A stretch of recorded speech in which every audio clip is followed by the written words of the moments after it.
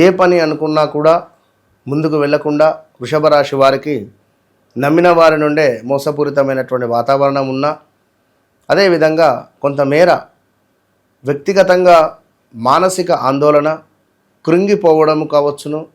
అదేవిధంగా అబ్బా ఈ ఒక్క పని అయితే అయిపోవు అని ఏ విధంగా మీరు అనుకుంటున్నారో, అది ఇంక్రిమెంట్స్ కానీ, ఉద్యోగంలో కానీ, లేదా ఈ అబ్బాయి నా జీవితంలో వస్తే అయిపోవని కానీ, లేదా ఈ అమ్మాయి నా జీవితంలోకి వస్తే అయిపోవు కానీ, ఇలాంటి విషయాలను మీరు కోరుకునేటువంటి సందర్భాలలో, అనుకునేటువంటి సందర్భాలలో మరి వృషభ రాశి వారికి కొంతమేర ఒక 8 మంత్స్ నుంచి కూడా 9 మంత్స్ నుంచి కూడా అస్సలు బాగాలేదు.